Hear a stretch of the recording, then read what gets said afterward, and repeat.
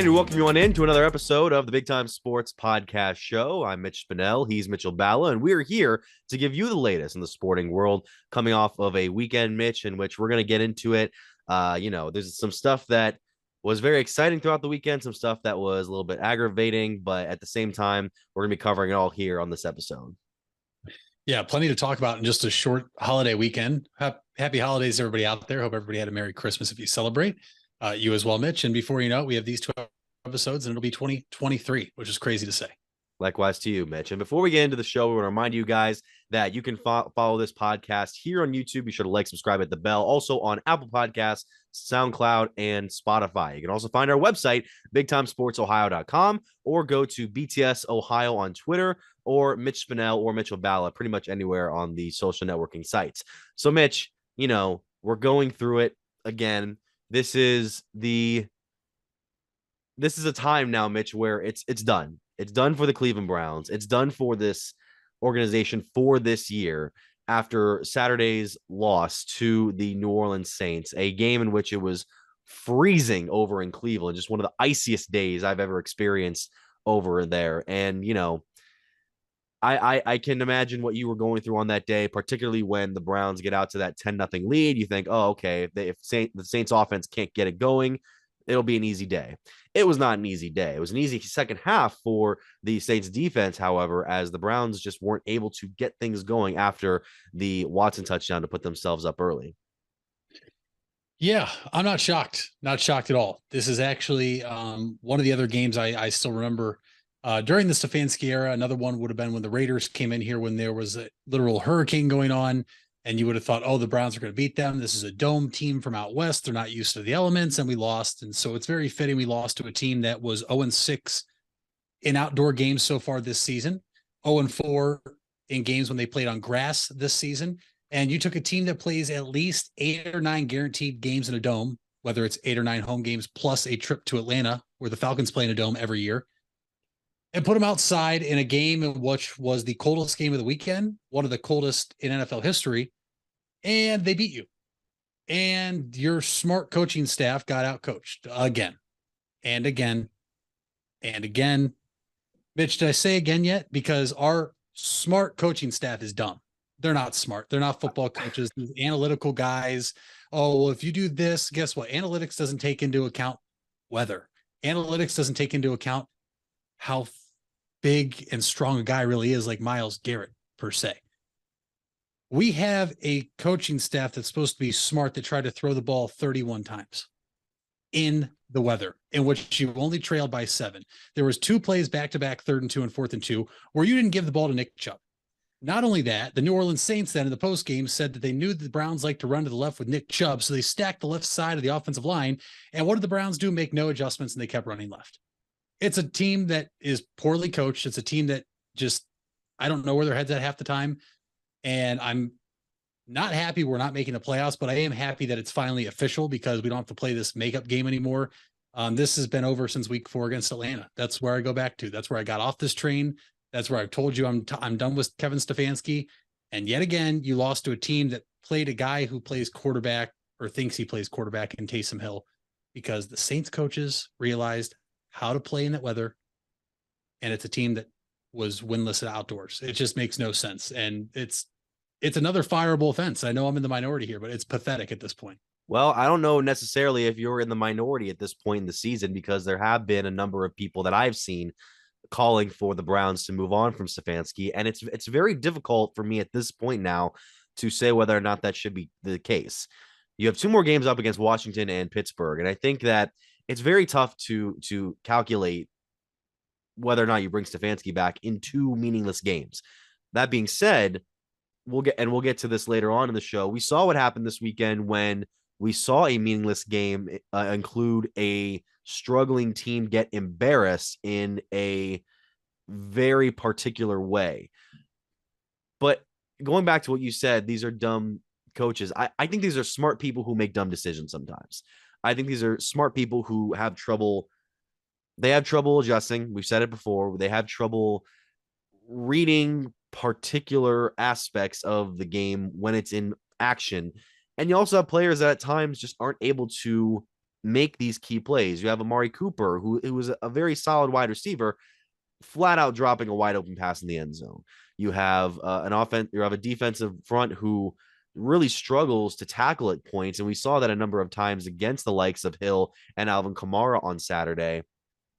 And it's heartbreaking at this point, as it has been for multiple games this year, because you can see on paper the talent that should be here. And yet the underachieving, a fan base can only take so much, because the Browns, when they had their rougher years, like 0-16, and the ones before that, you thought, oh, big. I mean, they're bad, but at least it's because they have a lack of talent, a lack of coaching.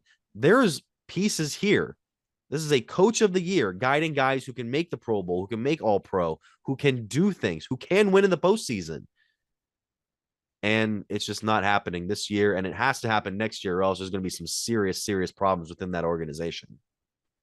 And that's where this is a huge problem for me, because if it doesn't happen next year, there's going to be changes made, right? Yeah. And there's already rumors out there that if Kevin Stefanski is the head coach next year, he is going to enter the season on a Matt Rule level hot seat, which we know what happened to Matt Rule, Mitch. What it takes 6 games before he got fired. Do you want that?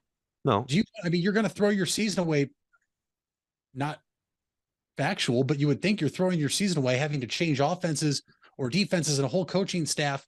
Right. If you fire Kevin Stefanski, if you don't get off to the right start next year. To me, it's just an idiotic decision. If you're going to say, okay, well, you know what?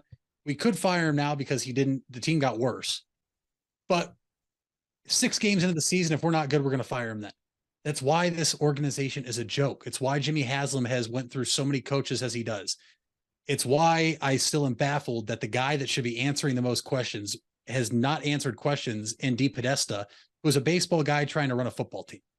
And I'm not going to sit here and give you candidates. Okay. Right. I could beat my chest and tell you it's Sean Payton because I think that's what everybody wants. But at the same time, we can't afford him in all reality. You're going to have to pay for him because he's still under contract with the Saints. The Saints are going to want draft picks, which you don't have because you traded for Deshaun Watson. It's just this team is in the worst spot possible. You're caught in the middle. You have all this talent. Keep in mind, this is a team coming into the season, Mitch, that was a top 5 defense, when in reality they're bottom 5 defense.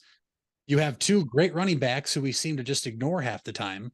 You have this great offensive line who's been one of the worst in the NFL since week 9. It's just, I don't understand what's going on, and something has to change. And then you have the report after the game that Jimmy Haslam wants to move over to the Tennessee air raid offense. And it's just like, why? And that's another thing. He can't get out of his own way. He can't get out of his own way. Why would we do that? Did that game not show you we're not supposed to be an air raid type of offense? Throwing the ball 31 times, 15-31. Yes, we'll say 4 of those incompletions were not Watson's fault, right? And Njoku, Cooper, other guys not making plays. But at the same time, a team threw 15 times against you and beat you. And that sort of game, you shouldn't be throwing that much, at least I think, because that's just such a hard, even with a quarterback with the skill set like Watson's, it's hard to throw through cutting wind that can affect the ball easily. That ball likely feels like a rock in the receiver's hands when it hits him. Yeah.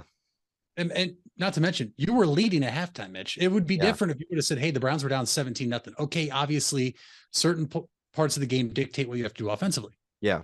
We're up 10-0. And then you're only down 7. You got the ball back and had 2 different drives in the fourth quarter that you couldn't convert on. And it was just, it's aggravating. I shouldn't be this upset because I told you weeks ago in an episode that I was done because this team wasn't going anywhere. I firmly believe, though, that if the Pittsburgh Steelers win this Sunday night in Baltimore and then beat the Browns next Sunday to get in the playoffs, I firmly believe Stefanski will be fired. Well, go ahead. You will have let your division rival that has the worst roster they've possibly had in their entire lifetime, and a guy that people in Pittsburgh don't think is a very good coach because he inherited talent. Well, Mitch, I don't know. Mike Tomlin looks like he's doing a pretty damn good job this year, if you ask me. And if you let them beat you to get into the playoffs, a spot that you should have been when you're the far more talented team on paper, how many other times have we seen Browns coaches get fired as soon as the game is over in Pittsburgh? I said it yesterday that if the Browns get embarrassed in their last game of the season, that could really lead to a serious offense for Stefanski. Now, if you're losing by 1 point, that's one thing because it's such a nothing game. Guys are probably going to be sitting out. A number of guys for both teams are going to be inactive. At the same time, that makes the fan base and the organization look like you're just packing it in. And I don't want to see that from Cleveland. I don't want to see that from Stefanski. I want stability in this organization, but stability also needs to warrant success. That goes for every single NFL team. And yeah, that's kind of where I'm at. I mean, I think it's where a lot of fans are at. I think I saw a lot of people on Twitter, after this game that were all bring Stefanski back, had their doubts. And it's not that I don't think he's a good play caller. I think he's a very talented play caller. It's the fact that he calls some plays that are just extremely head scratching at the worst possible time. And just his game management's different. But at the same time, in terms of shutting people down, Mitch, your season's over. You're not playing for a draft pick anymore. I will not be upset if they shut Nick Chubb down. That's a guy you cannot afford to get hurt, right? Him and Myles Garrett's still hurt, but now you wonder, after what we've seen recently, him not playing the first series for a disciplinary issue. Yeah. And it was reported by Mary Kay Cabot that it was because he didn't relay a message to the team that he was sick. To me, that doesn't add up when that's one of your top players, one of your leaders, one of the cornerstones of your franchise. I mean, that was head scratching, and you're never going to find out the true reason from the coaching staff because they don't like to answer those questions, but you're not playing for anything anymore. I don't care. I mean, yes, Watson needs to play. He has to get his reps. He needs to knock rust off. I'm perfectly okay with Chubb and Garrett sitting and let these last two games be showcase games for Kareem Hunt to go get a contract somewhere else, because I don't think we're re-signing him. No. And maybe let Denzel Ward sit because he's always had an injury every single year. I mean, that's where I'm at. Yeah. And that's kind of where you're at when your team's out of the playoffs and you're just kind of playing for the sake of playing. You can't even really play for maybe Washington, because Washington still is technically in the race, even though I don't necessarily know if they're going to be in the postseason by year's end. But the Steelers one, that's just the one where it's like you're basically playing for honor, and if you don't win that one, if you lose that one badly, that could spell some serious problems. So when we come back, we'll get more into the NFL side. We'll also go over the Cavaliers, kind of having some struggles as we close out the calendar year. We'll be right back right after this. Hey there, folks. This is Mitch Spinell, and I want to give you guys a quick message regarding 988. If you don't know what 988 is, it was created to make it easier to remember how to get help in the event of a mental health or addiction crisis. This is different than a medical, fire, or police emergency where 911 should still be called immediately. 988 connects you with Stark County's Crisis Center, which is equipped to help people in emotional distress or experiencing a mental health or addiction crisis. So remember, 911 for medical, fire, and police emergency help, and 988 for support in overcoming a mental health crisis in Stark County. Buying a home has never been so affordable with record low interest rates. Hartzler's Quality Housing is ready to put over 40 years of experience to work for you. Family owned and operated since 1978, Hartzler's has a wide selection of model homes on site with a knowledgeable team to help make your new home a reality. Open 6 days a week. Visit them off I-77 in Dover or online at hartzlers.com. Hartzler's Quality Housing. Quality from start to finish.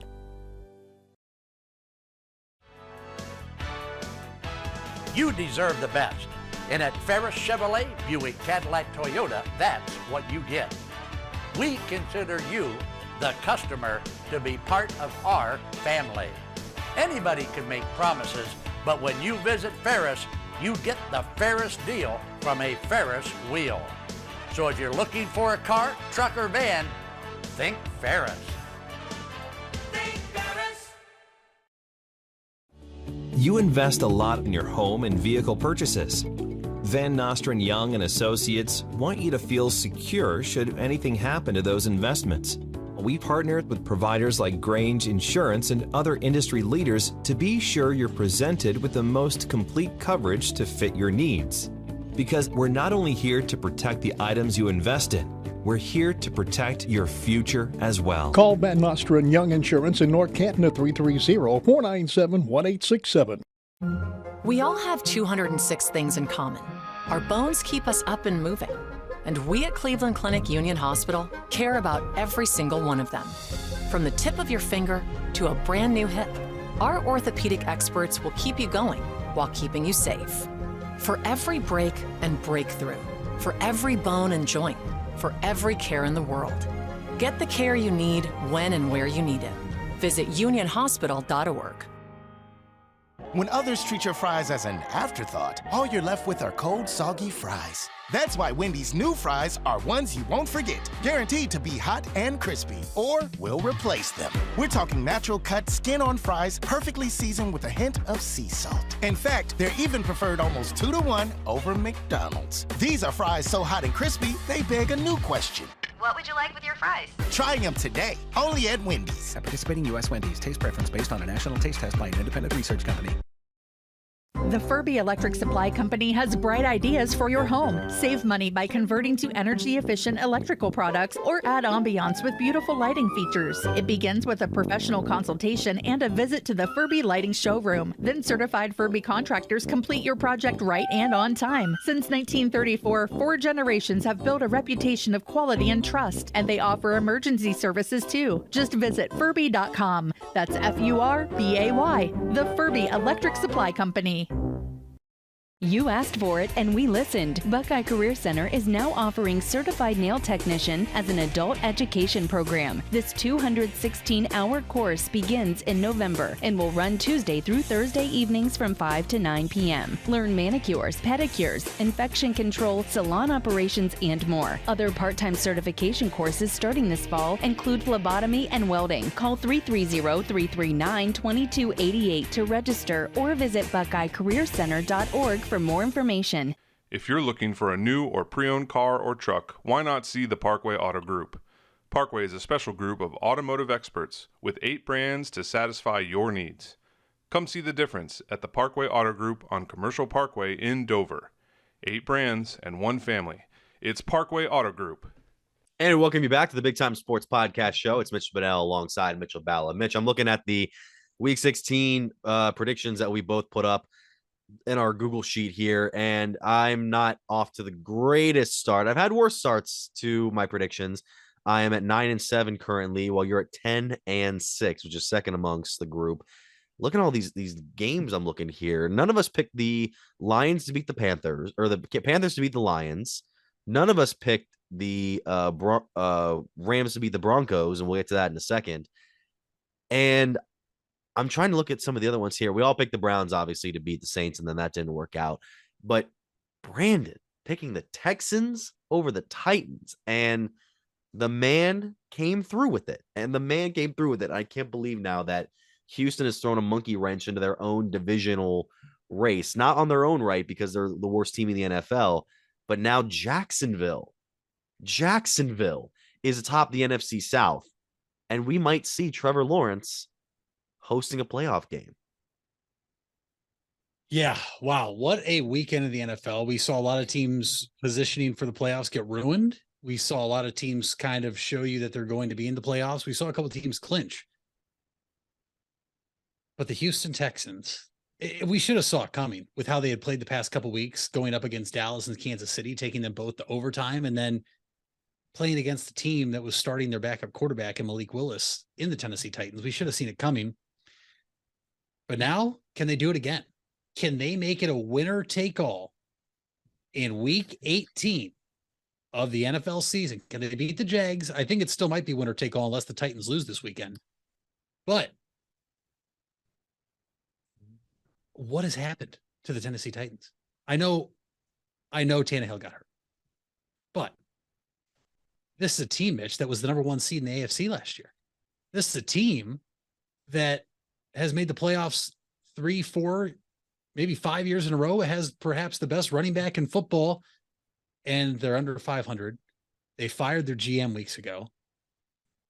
And the Jacksonville Jaguars somehow, after they got off to a hot start and then looked like they were going back to be one of the worst teams in the NFL, are right on the doorstep of winning the division and hosting a first-round playoff game. That's insane. And it might be it's not going to be easier for Tennessee because they have to face the Dallas Cowboys this Thursday night. And there's this, I've been seeing some serious talk on whether or not the Titans might sit some of their guys to focus in on the week 18 matchup that they would have against Jacksonville. And Jacksonville's already beaten them in their home stadium. So to see them have a AFC South decider potentially in Jacksonville could be very interesting. Now, as far as some of the other games that we were able to see this past weekend, speaking of the Cowboys, I did not expect them, even though I picked them to win this week. I did not expect them to win in the fashion that they did, getting those 2 key stops defensively in order to take down the hottest team in the NFL. And I was the lone wolf who picked the Eagles to win that game. Yes. And I picked it because Gardner Minshew actually is a pretty good quarterback. And I feel like people just sleep on him. I think that the Eagles are a very good football team, and they showed that. And I think now that you've seen both teams play each other, with the home team going up against a backup quarterback, because don't forget when they played in Philly earlier, it was Cooper Rush at quarterback for Dallas. I think you have a pretty good idea where these teams match up, and I still think I would take Philadelphia if these two teams meet up in the divisional round of the NFL playoffs, which is very possible. Very possible. Yep. And the Cowboys, though, there's times, Mitch, that they look like a really good football team. There's other times, like last week against Jacksonville, where you're like, this team isn't good. You wonder if Dak Prescott's even good, especially when his first throw of the game goes for a pick 6 the other way into the Eagles player's arms. Yeah. They are just such an odd team. The NFC is such a mess. I feel like there's 2 teams, maybe 3, that you can say are ahead of everybody else. And after that, it's really a crapshoot.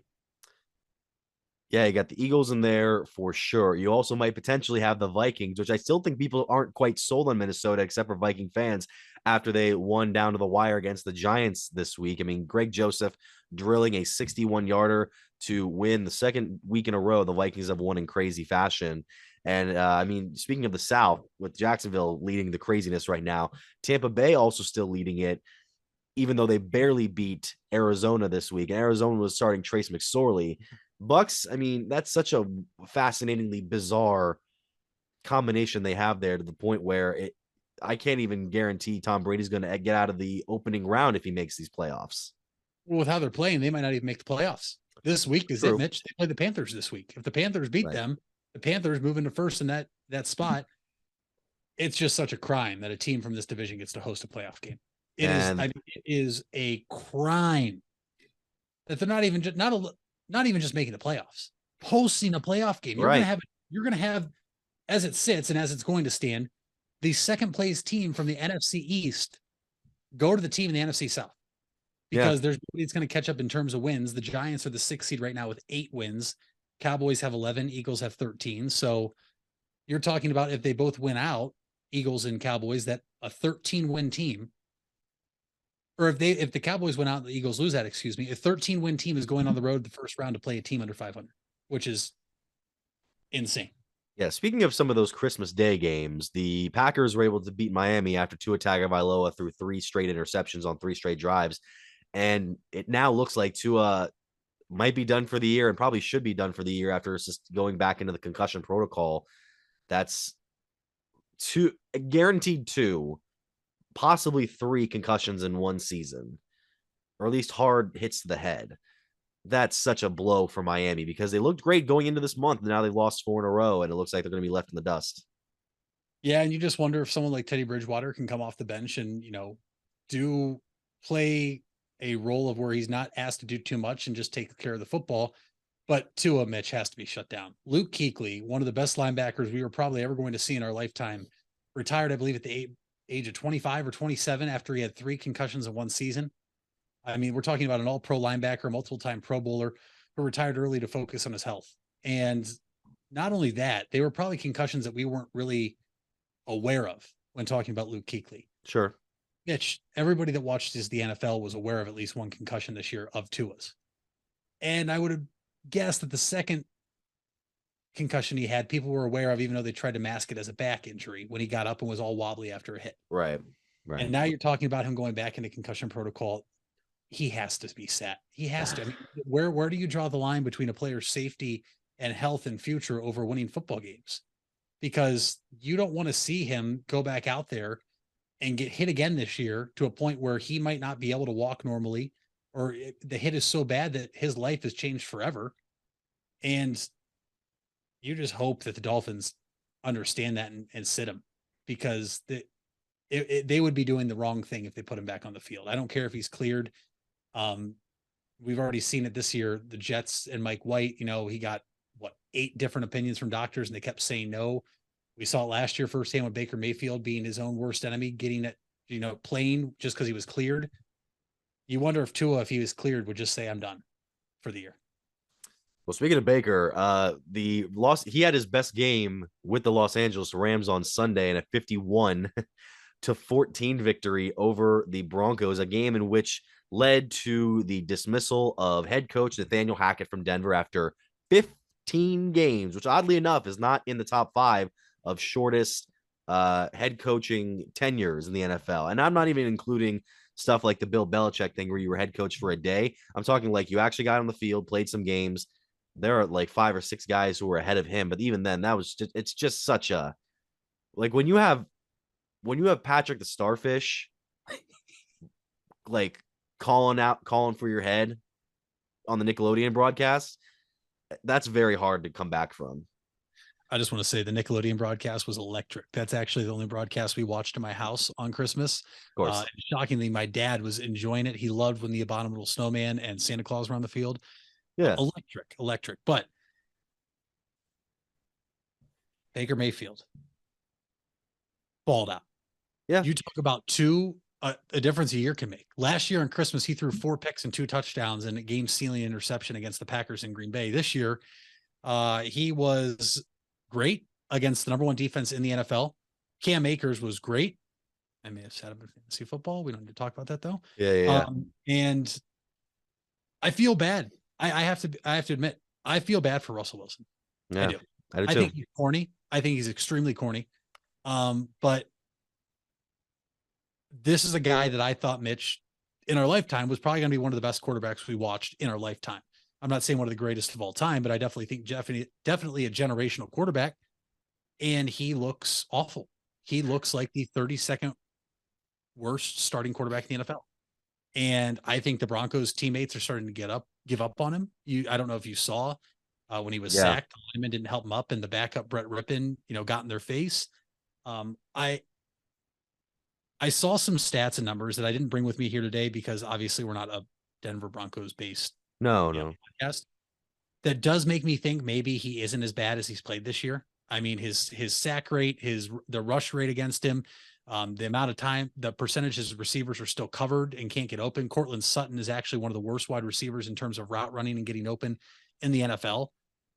Makes you think that it's not him. And then also Nathaniel Hackett was just so bad. But Mitch, I ask you this.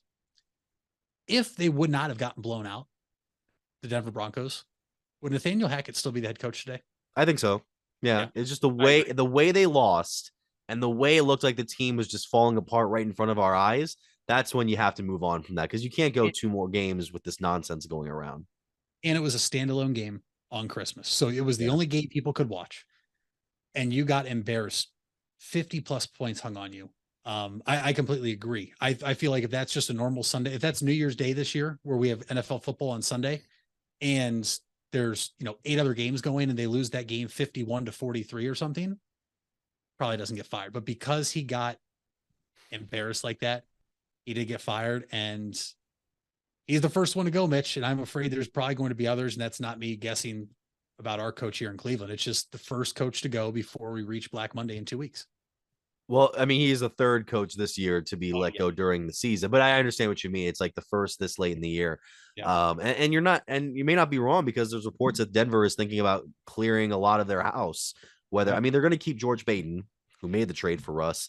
But I don't know what Denver's going to do after the season, if they're going to trade away multiple players, if they're going to try and recuperate some of the draft capital. They're just in a tough spot right now, and they really would benefit from either working this team around so much to work it around Russ so he can rebound, or renegotiating a reducted contract to try and save some of the, what is it, over the next 2 years, guaranteed $107 million. That's insane. It's absurd. And you've already seen reports saying Jerry Jeudy's a name they might trade, who's going into the 5th year of his rookie deal.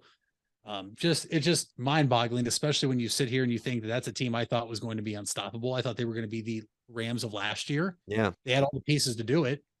And here they are. They're one of the worst teams in the NFL. They're the 2nd worst team in the AFC.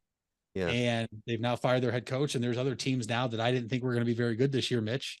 You know, if you want transitioning to look at the playoff picture here, LA Chargers clinched playoff spot. Yeah. I was wrong. Yeah. They clinched playoff spot, but I will still go on record right now. I think Brandon Staley will cost them a playoff game.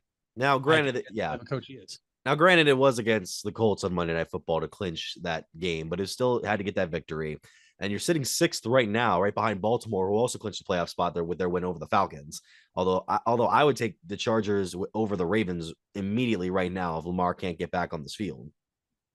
Absolutely. Absolutely you would. And we're going to find out this weekend. Here's the thing is people keep asking, is Lamar Jackson coming back? And he might not. He doesn't need to. Right. The only thing the Ravens are playing for right now, Mitch, is positioning. If they win one more game, they're going to lock themselves into that 5 seed, which is a trip to Jacksonville, which is all the more reason that the Chargers are going to try to win out. And if the Ravens lose, then we're going to see where they're going, because the Bills and the Bengals play this week on Monday Night Football. Both those teams have the tiebreaker over Kansas City. I mean, the positioning in the AFC right now is still very much wide open. And right now, the Dolphins sitting in that 7th spot, you have them going to New England this week. The loser of that game is probably done. If Miami somehow wins and they play the Jets next week, which is going to more than likely be a winner get in if the Jets beat Seattle this upcoming. I mean, it's crazy in the AFC, where the NFC, Mitch, you know what it is. You have your 3 division winners already. You know we don't know. We're guessing it's going to be Tampa Bay. You know Dallas is in, and then you're really between the Giants, the Commanders, the Seahawks, the Lions, or dare I say, the Green Bay Packers. Yeah, after that win against Miami, there's some people that have kind of rejuvenated the Packers as a potential team that can sneak in, especially with the trajectory that Seattle and Washington have gone under. I think that the Packers could be the most dangerous team in the NFC if they get in. I think that them getting in as a 7 seed, we're going to see what happens this week. They go to Minnesota this week, or they play Minnesota this week. I'm not sure where the game's at, and we'll have that in the next podcast episode, which you can find later this week. This could be a way for Aaron Rodgers to kind of get rid of all the monkeys off his back from the past couple of years. The 1 seed going down at home, having an awful game in San Francisco a couple of years ago. This could be his time to shine, Mitch, as an underdog, as the 7 seed on the road. He's done it before.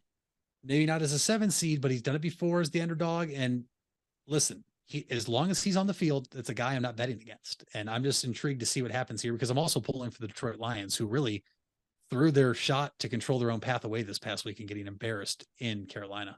That was shocking. And it only adds to Steve Wilkes's campaign to take the interim tag off of his job title. So when we come back, we'll be going more over the NBA, with the Cavaliers right now are kind of going through a bit of a mini skid, but they could recover. We'll be back right after this.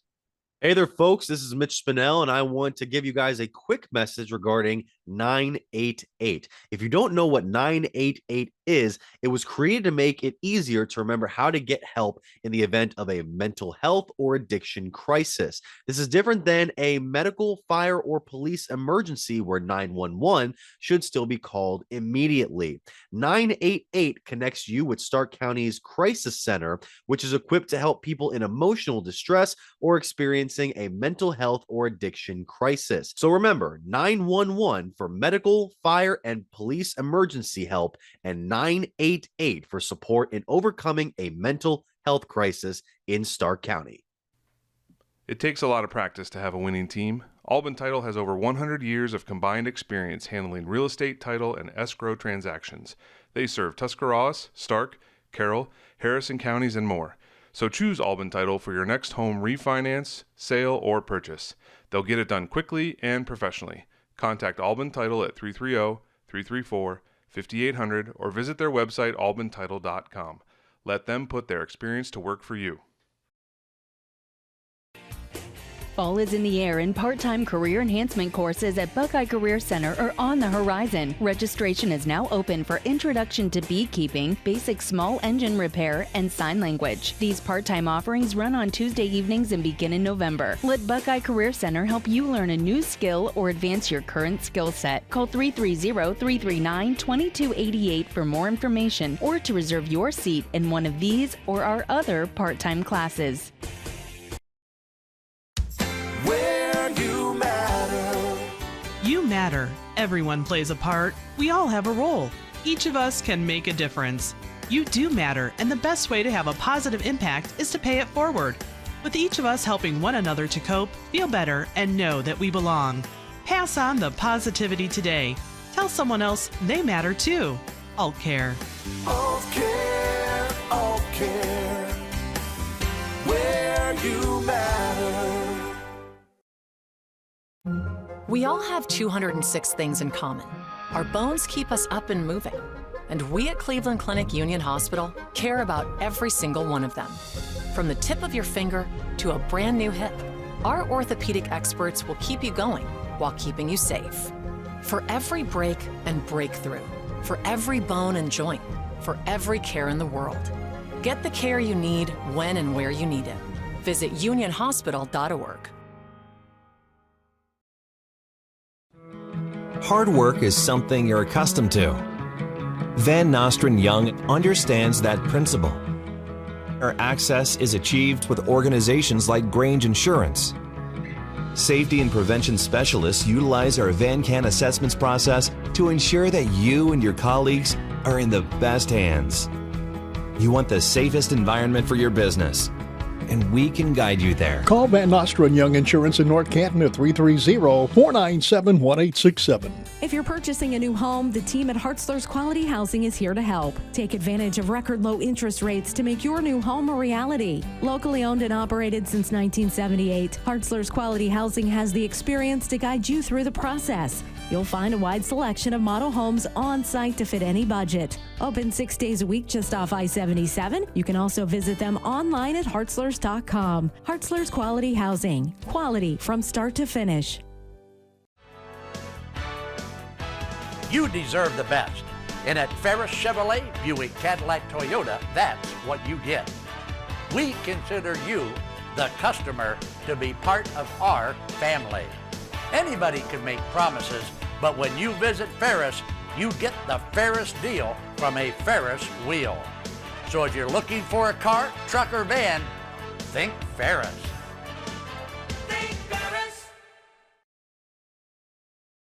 When others treat your fries as an afterthought, all you're left with are cold, soggy fries. That's why Wendy's new fries are ones you won't forget, guaranteed to be hot and crispy, or we'll replace them. We're talking natural cut, skin-on fries, perfectly seasoned with a hint of sea salt. In fact, they're even preferred almost 2-to-1 over McDonald's. These are fries so hot and crispy, they beg a new question. What would you like with your fries? Try them today, only at Wendy's. At participating U.S. Wendy's, taste preference based on a national taste test by an independent research company. And we welcome you back to the Big Time Sports Podcast Show. Final segment here as we go over now from the NFL to the NBA. Mitch, we start off with the Cavaliers where, you know, the last 2 games for Cleveland haven't been great. They lost on Friday night to the Toronto Raptors and suffered a loss to the Brooklyn Nets yesterday. You and I were both at that game. And last night was kind of tough, especially early on when Brooklyn was able to get out to a significant lead and then add on to it just before the first half. However, the Cavaliers were able to almost fight their way back and were led by one of the top performances we've seen out of the career of Darius Garland, 46 points on the night. 46 points, only 6 missed shots, 14 of 20. And one of those missed shots, Mitch, was on a play drawn up out of a timeout that was just horrible. We can get back to that though. But yeah, it was the Kyrie Irving and Kevin Durant show is what it was last night. Kyrie Irving coming back to Cleveland and reminding Cavs fans what he did here when he was a Cavalier. He was virtually unguardable. Kevin Durant was virtually unguardable. Durant had 32. There's 2 things you could take from this game. The Nets played pretty damn near perfect, Mitch. They shot 60% from 3. Yep. They also shot 57% from the floor. The Cavs shot 47% from the floor and 36% from 3. So down from what they usually average in a season. I mean, the Nets couldn't miss. My biggest thing, and what I was starting to get worried about a week or so ago, and I may have mentioned it to you when we were talking on this podcast, this is a team that I don't want to say doesn't take the first half seriously, but this is a team that almost uses the first half to figure some things out, and then they just mount this ferocious run at the end of the game, and they've been able to do it to a lot of teams and come away with it, and they did it to Toronto the other night, cutting it to 10, and you thought, oh my gosh, they're going to do this again. They're going to come back in the fourth quarter. And last night, Mitch, they did it again. They cut that lead to 6 for the Nets, and you thought, okay, there's a minute 20 left. There's plenty of time to do this, but it was too little, too late. And against teams like the Nets and the Raptors, you're not going to be able to get away with it. And luckily, you had built such a big lead against the Milwaukee Bucks earlier this past week. You could hold them off. And that's my biggest worry with this team right now. And I think that I've realized that the way to beat the Cavaliers is be more physical. The Raptors, what did you hear after the game to the loss to Toronto? Donovan Mitchell said they foul every play. That lets you know right there they're already in your head. That lets you know right there that the Cavs don't really like contact. I think Jared Allen's physical. I don't think Evan Mobley's physical enough. And when it comes to physicality with the Brooklyn Nets, it's a whole different type of physicality. It's not get in there and bang bodies in the post and, who's going to get most foul shots. It's who's physical enough and mentally prepared enough to step out and guard Kevin Durant. And we saw Evan Mobley try it. And I think he's big and athletic enough, Mitch, but I don't think that's somebody I want trying to guard Kevin Durant in a best of 7 series if we see them in the playoffs. You brought up Evan Mobley. There were, and the rest of the lineup besides Garland had their struggles offensively. Donovan Mitchell had 15 points, just 5 of 16 from the floor. Jared Allen only had 10 points and just wasn't able to get as many looks as he wanted to inside. But when I look at guys like Mobley who can still work their way around the paint to score, they're still trying to transition him into being more of an outside shooter and trying to work him into trying to develop other aspects of his game. And right now he's still kind of struggling from 3-point line and from other places in the game. He was 0 for 3 last night from behind the arc. Jared Allen 0 for 1. Mitch, I get that's where the NBA is nowadays. You have all these big men that can shoot. You see Joel Embiid shoot it, Nikola Jokic shoot it. This is a team, though, in the Nets that their biggest guy is Kevin Durant and Ben Simmons. Sure, there might be a guy that's inch or tall bigger than him, but in terms of guys you're going to know, this is a team that should have been in the paint last night. And there was a lot of shots. Just say this too. You and I are both there. A lot of Cavalier shots that went in and popped out. I think back fourth quarter 2 and 1 possibilities. Jared Allen, the ball rolls around and hangs there and then falls out. Just unfortunate bounces for the Cavs. I think there was one point last night that JB made a good adjustment. I think that he realized to compete with where they were in the game, trailing the Nets, he couldn't have both big men in there. He needed to get another shooter in there, and he brought in Jetty, who had 11 off the bench. But Mobley, to me, Mitch, his game right now against a team like that is not shooting 3-pointers. It should be down low. And if you do that, where it looked like Kevin Durant was guarding him, maybe Kevin Durant fouls out 3 or 4 minutes left in the fourth quarter instead of under 2 minutes to go, because he fouled out late in the game. And that could have been a huge turning point. That was probably right after he hit 1 or 2 big shots from straight away. I'm worried about Mobley. I am. I wasn't worried about Garland because the man literally got poked in the eye and couldn't open it for over a week, and then got poked again a week when he came back. That's hard no matter what you do in life. Mobley, I'm starting to get worried about because I just wonder if they're starting to try to push him away from his real game, which we saw him flourish in last year. The Cavaliers shouldn't try to force anything and try to transition into what today's NBA is seemed to be, where there's a lot of 3-point shooting. It's more about touch and finesse. The Cavaliers arguably are the ones that could usher in the era of the big man again. You have guys like Mobley and Allen be able to work inside. You have them being able to do some good stuff on defense. I saw that a couple of times last night, but it's hard to even do that when you have those performances from the likes of Irving, who was 7 of 11 from 3. That's the biggest difference too. The Nets were 60% shooting from the 3-point line. Cavs were at 36%. It's a far and away difference. You also had a good performance off the bench from TJ Warren, 23 points, whereas I think he almost outscored the entirety of the Cavalier bench. So you get hit with 2 haymakers before the end of the calendar year, but they both come at home. Now you take a brief road trip to Indiana and then Chicago to close out the calendar year. And it's going to be interesting to see where the team goes, especially once they hit the West Coast trip that's coming up very soon.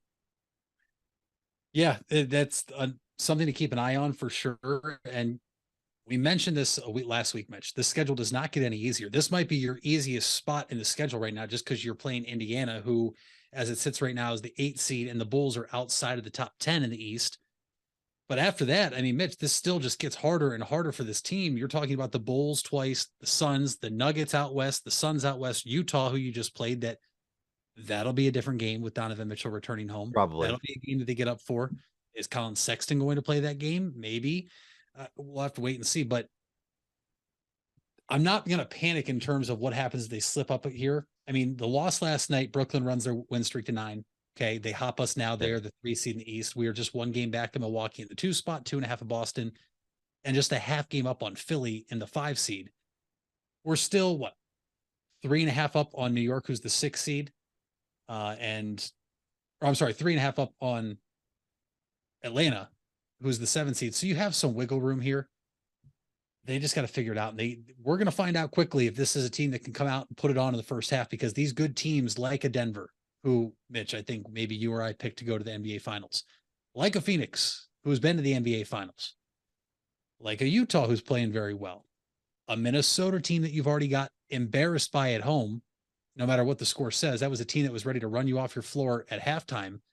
And Memphis, I mean, you're playing some teams here that if you don't play well in the first half, these fourth quarter comebacks that we've seen so far this year, they're not going to last very long. You're not going to be able to keep doing it. No, you will not. So that is all we have for today's episode of the Big Time Sports Podcast Show. Thank you for listening or watching. You can watch here on YouTube as well as Spotify. You can also listen on Apple Podcasts and SoundCloud.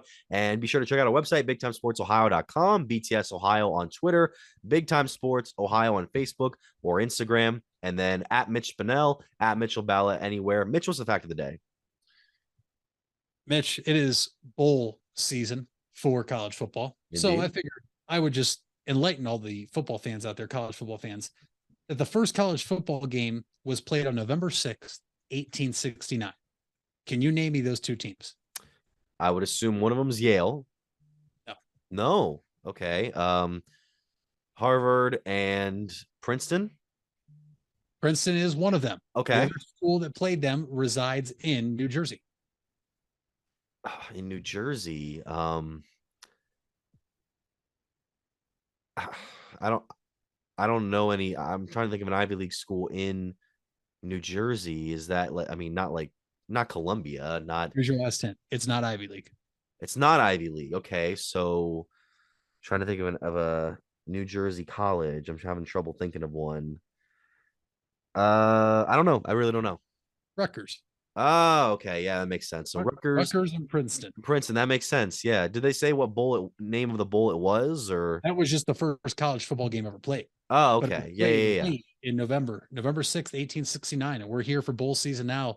A lot of good games coming up, including our Buckeyes. And we'll get to that later on this week. Thank you so much for listening or watching to the Big Time Sports Podcast Show.